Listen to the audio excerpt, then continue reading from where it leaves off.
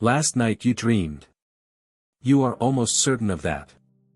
But you cannot tell anyone what happened, because by the time your eyes opened, the dream was already gone. Vanished. Like smoke pulled back into a chimney.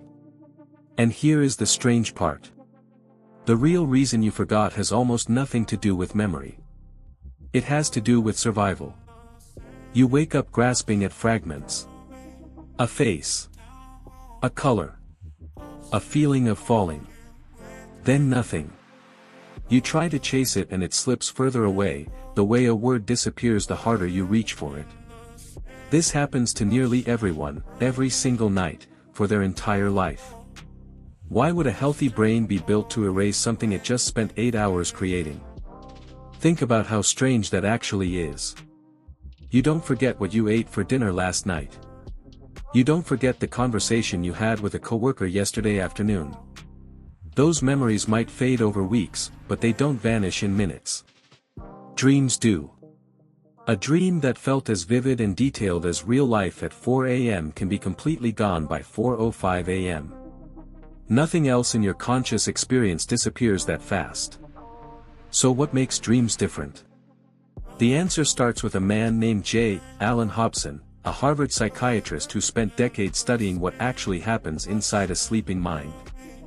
Hobson discovered that during a stage of sleep called REM, your brainstem fires off chaotic electrical signals almost at random. Your cortex, the thinking part of your brain, scrambles to make sense of that noise. It stitches the chaos into a story. That story is the dream. It is not a message. It is not a warning. It is your brain doing improv with nonsense. So if dreams are just your brain narrating static, why do they feel so real while they're happening? Because your brain, while dreaming, briefly shuts off the chemical that helps you form lasting memories.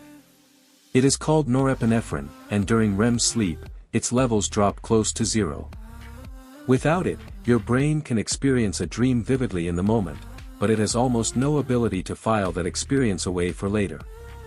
You are not forgetting your dream the way you forget a phone number. You are watching a movie that was never recorded onto film in the first place. The projector runs. The screen lights up. But no one is rolling tape. This single chemical shutdown explains something that confuses almost everyone. You don't gradually forget a dream the way you forget an old memory, losing detail bit by bit over years. You forget it almost instantly, in the first few minutes after waking. That is the signature of a recording device that was never switched on, not a memory that decayed. Now picture your ancestors 40,000 years ago. Sleeping in the open, or in the mouth of a cave, with no walls, no doors, no security system. A dream that pulled too much attention, that lingered too long in working memory, would have been a liability. A brain replaying yesterday's dream while a predator approached was a brain 1 second too slow. Waking life demanded total presence. There was no room for a mind half occupied by last night's hallucinations while a leopard moved through the grass 20 feet away. This is where a modern researcher named Francesca Siclari comes in. Siclari, working out of the University of Lausanne, used EEG sensors to map something she nicknamed the brain's hot zone, a posterior region that lights up whenever a person is dreaming, whether they are in REM sleep or not. She found that dreaming and forgetting are controlled by overlapping but separate switches. Your brain can dream vividly and still flip the memory switch to off, almost like a security camera that records but never saves the footage to a hard drive. The activity is real. The vividness is real. The storage simply never happens. Here's the part that should genuinely surprise you. Sleep researcher Matthew Walker, who has spent his career studying why humans sleep at all, points out that REM sleep is one of the most metabolically expensive things your brain does. It burns nearly as much energy as being fully awake. Blood flow increases. Neural firing rates spike. Your eyes dart rapidly back and forth behind closed lids, which is where the stage gets its name. Why would evolution build something this costly, every single night, only to have the brain immediately discard the result? The answer is that the dream itself was never the point. The point was what happened while you weren't watching. During REM sleep, your brain takes the emotional residue of the day, fear, grief, awkwardness, longing, and starts disconnecting it from the original memory of the event. Researchers call this emotional decoupling. You still remember that the argument happened. But the dream night helps drain some of the sting out of remembering it. Your ancestors needed this. A hunter who relived every brush with death at full emotional intensity, every single day, would have frozen the next time danger appeared. A mind that couldn't soften old fear would eventually be paralyzed by the accumulated weight of every close call it had ever survived. Forgetting the dream wasn't a flaw in the system. The dream was the system, and forgetting it was simply step 2. Think about the dreams you do remember, the rare ones. Almost always, they are the ones that wake you up. A nightmare that jolts you upright at 3 in the morning. A dream so emotionally loud that your brain briefly switches the memory function back on out of urgency. That is not a coincidence. It is your ancient alarm system still functioning exactly as designed, flagging only the dreams intense enough to be worth remembering, and erasing the rest by default. Everything else, the wandering plots, the strange relatives, the half-built houses with too many rooms, gets quietly swept away before breakfast. So every night, your brain runs a kind of triage. Most dreams are noise, processed and discarded before sunrise. A few are flagged as significant, usually because of fear, and those are the ones you wake up clutching, retelling at the breakfast table, still slightly shaken by something that never actually happened. There's a reason this triage system feels almost personal, almost designed for you specifically, even though it runs in every human brain on Earth. Children, for instance, report far fewer dreams than adults, and researchers believe this is tied to how the brain's hot zone develops over time. Older adults often describe their dreams as more emotionally muted than the dreams of their 20s. Even within a single life, the editing process shifts and recalibrates, always tuned to what the brain currently judges worth carrying forward and what it judges safe to let go. Now here's the twist that connects this all the way back to you, right now, today. You assume forgetting is something broken in your brain. A leak. A glitch. But forgetting your dreams is one of the most precisely engineered features your brain has. It edits out roughly 90% of what you experience overnight on purpose, the same way it edits out the feeling of your clothes against your skin while you read this sentence. Your conscious mind was never built to hold everything.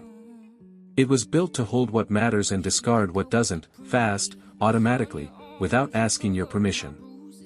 You are, at every waking moment, living inside a heavily edited version of reality, and you never notice the cuts. Which means the version of yourself you wake up as every morning isn't incomplete. It is curated. Your ancestors who survived long enough to have descendants were the ones whose brains were ruthless about what to keep and what to drop overnight. The forgetting wasn't a failure of memory.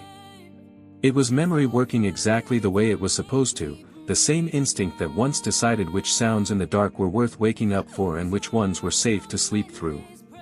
Consider how this plays out in your life today, far from any cave or open plain. You wake up from a stressful dream about a deadline, or an ex, or a test you haven't taken in 15 years, and within an hour you can barely describe what happened. Meanwhile, the anxiety from that dream sometimes lingers for the whole morning, even after the images are gone. That gap between the forgotten content and the remaining feeling is the same ancient machinery at work. Your ancestors' brains didn't need to remember the specific shape of a threat. They needed to remember how it felt, so the body stayed cautious even after the mind let the details go. You feel the residue of a threat that no longer exists, in a body built by people who couldn't afford to ignore one that did.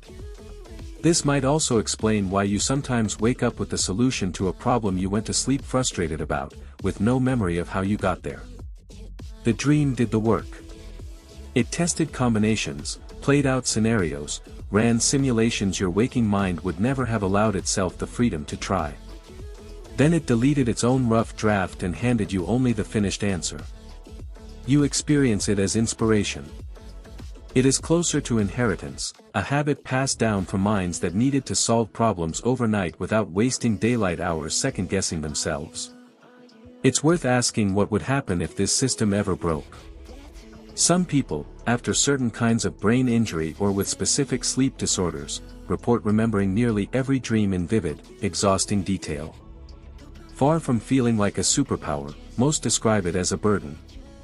Their nights stop functioning as rest and start functioning as another waking day, except stranger and more emotionally chaotic. The forgetting you experience every single night, the thing your mind quietly does without asking, is not the exception. It is the feature that makes sleep restorative in the first place. Without it, you wouldn't gain a second life of vivid memories. You would simply lose the one form of rest your brain has always depended on. There's a reason this matters more now than it ever has before. You live in a world obsessed with capturing everything. You photograph your meals. You screenshot conversations. You back up your photos to 3 different clouds so nothing is ever truly lost. Forgetting, in your daily life, has started to feel like a failure to be corrected, a problem technology should solve. But your dreaming brain has never agreed with that instinct. Every single night, it deliberately throws away the vast majority of what it just created, and it has been doing this for longer than photographs, longer than writing, longer than spoken language itself. Consider what your ancestors actually needed from a night's sleep. Not a diary. Not a record. They needed to wake up lighter than they fell asleep, with yesterday's fear processed and filed somewhere it could no longer freeze them in place, and with no clutter left over to slow down a mind that needed to be fast, alert, and fully present by sunrise. A brain that remembered every dream in full color would have been a brain dragging yesterday's hallucinations into today's hunt. Evolution did not reward the most memory. It rewarded the most useful forgetting. That trade-off is still running inside you tonight, unchanged by 60,000 years of agriculture, cities, electricity, and screens. The hardware is ancient. The forgetting is not a bug your ancestors would have wanted fixed. It is the exact mechanism that let them function the next morning at all. There's something almost comforting in that, if you sit with it. You don't actually need to remember last night's dream. Your brain already extracted whatever was useful from it, quietly, while you slept, and threw the rest away before you even opened your eyes. The fragments you do recall, the falling sensation, the strange face, the half-formed plot, those aren't failures of memory either.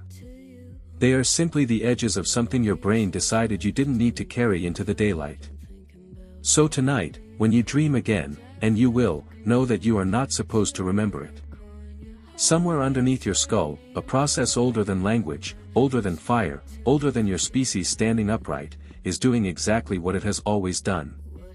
Sorting. Discarding. Protecting you from the weight of everything you don't need to carry forward. And tomorrow morning, when you wake up holding nothing but a fading shape and a feeling you can't quite name, you won't have lost anything at all.